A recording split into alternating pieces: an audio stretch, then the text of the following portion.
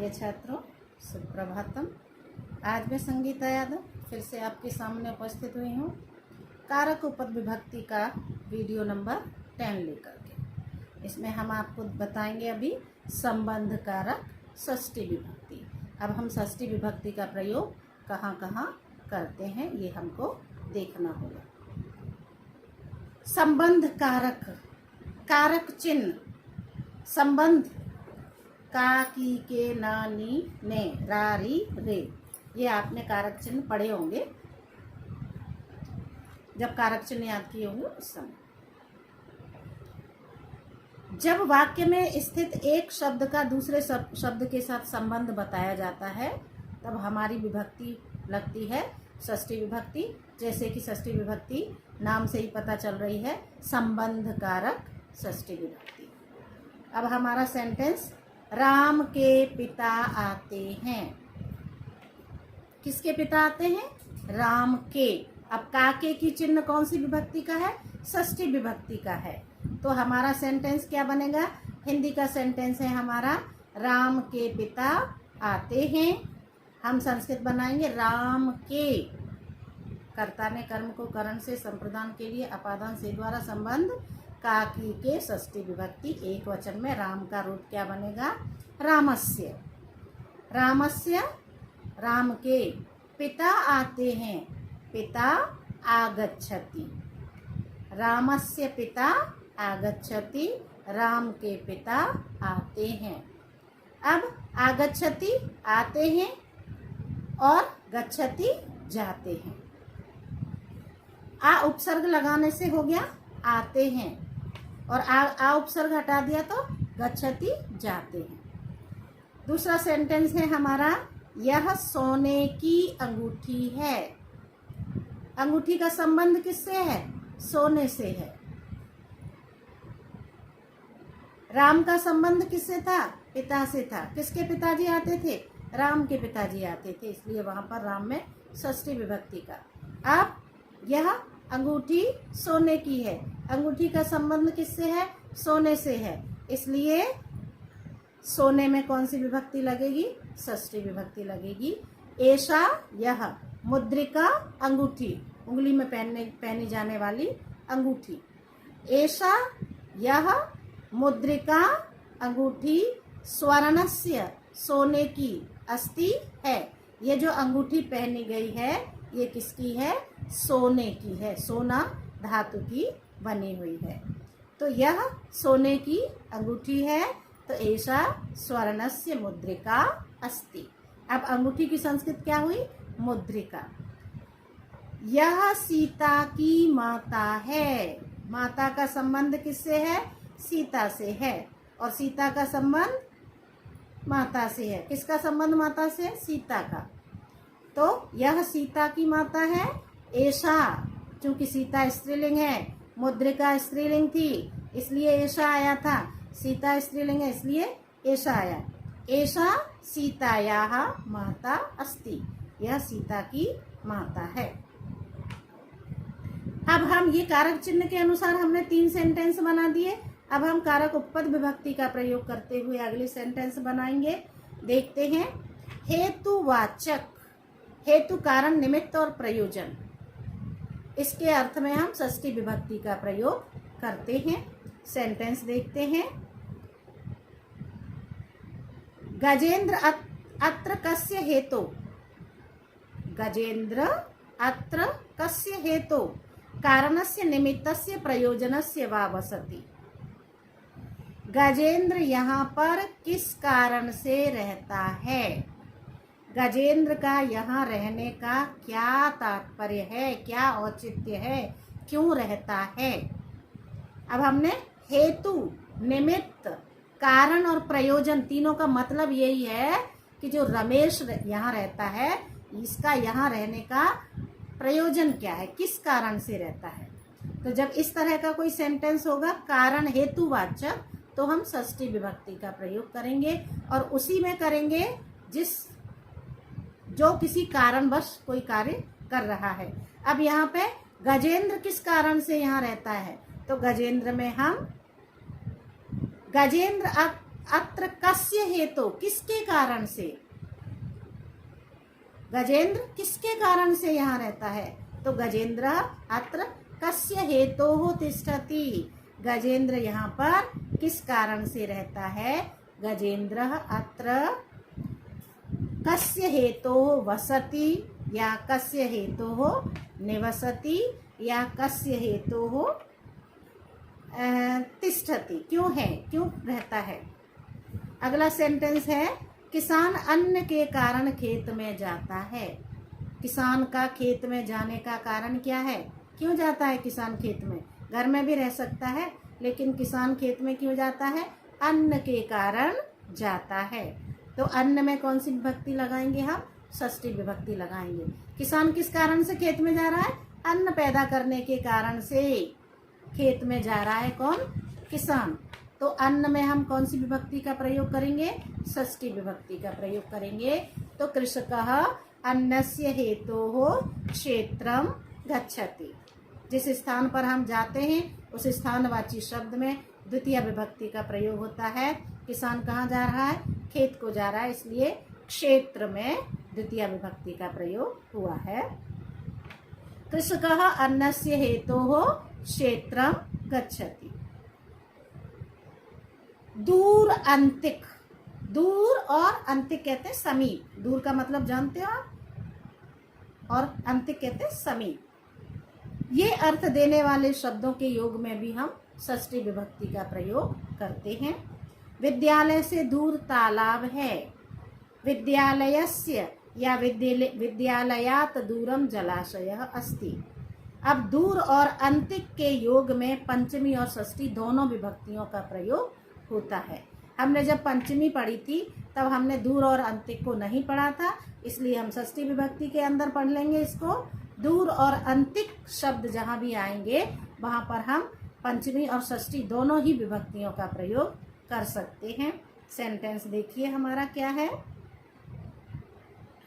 विद्यालय से दूर तालाब है, विद्यालयस्य दूरम जलाशयः अस्ति, हम ये भी लिख सकते हैं, और विद्यालयात् दूरम जलाशयः अस्ति, हम इसको भी लिख सकते हैं। अगला सेंटेंस है गांव के समीप मेरा विद्यालय है। मेरा विद्यालय किसके समीप है, गांव के समीप है, तो अंतिकम का मतलब होता है समीप। ग्रामस्य अंतिकम मम विद्यालयः अस्ति, हमारा सेंटेंस ये भी बनेगा, और ग्रामस्य अंतिकम मम विद्यालयः अस्ति। ग्रामस्य भी लिख सकते हैं और हम ग्रामात् भी लिख सकते हैं। ग्रामात् अंतिकम मम विद्यालयः अस्ति और ग्रामस्य अंतिकम मम विद्यालयः अस्ति, दोनों ही सेंटेंस हमारे सही होंगे।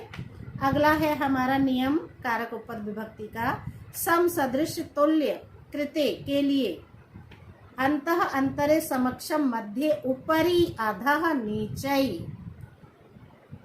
याद कर लो, ऊपरी ऊपर, अधः नीचे, नीचै दोनों का, अधः और नीचे दोनों का मतलब होता है नीचे, और कृते मतलब के लिए। इनके अर्थ में षष्ठी विभक्ति का प्रयोग होता है। देखिए, तब समः उपदेशकः नास्ति, तुम्हारे जैसा कोई उपदेश देने वाला नहीं है। अब यहाँ पर तब समः, समः का मतलब होता है समान, सदृश, तो सदृश, समः और तुल्य तीनों का मतलब एक ही है, समान।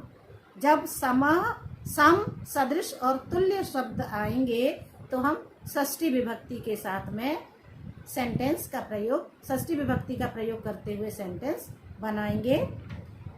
तब समः उपदेशकः नास्ति, तुम्हारे समान उपदेश देने वाला नहीं है। तव युवयो युष्माकम और त्वयि युवयो युष्मासु, जो तव है वो हमारा षष्ठी विभक्ति एक वचन का है। अर्जुन कर्णस्य सदृशः वीरः आसीत्, अर्जुन कर्ण के समान वीर था। अर्जुन किसके समान वीर था, कर्ण के समान वीर था, तो अर्जुनः कर्णस्य सदृशः वीरः आसीत्, ये हमारा सेंटेंस बना।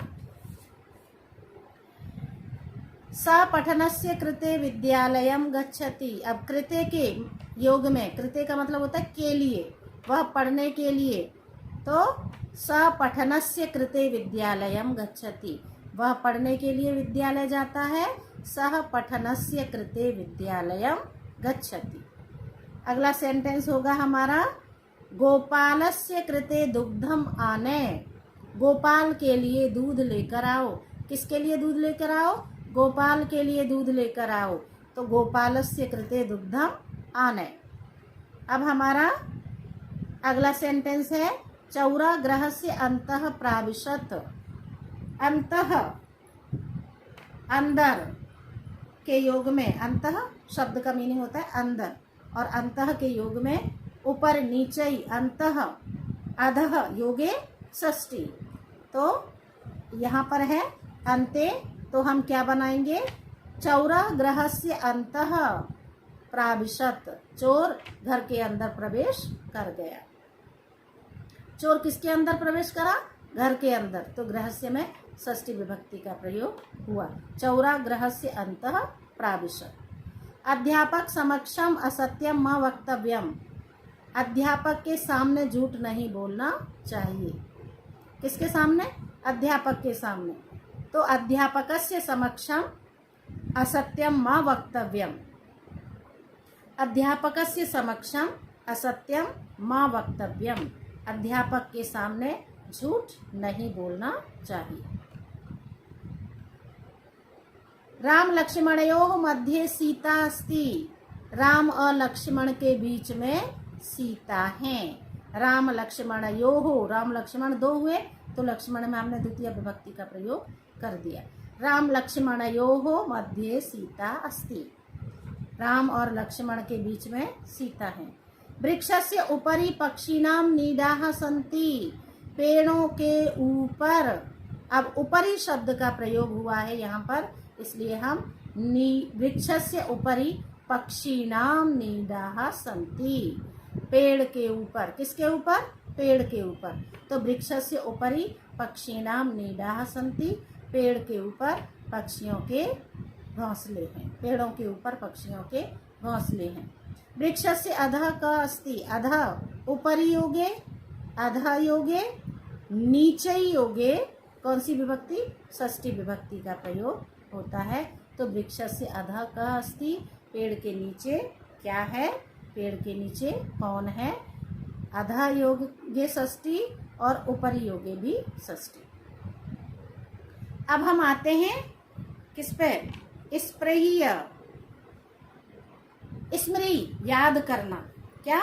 स्मृति मतलब याद करना। दया, दया दिखाना। ईश, राज करना। भू, समर्थ होना।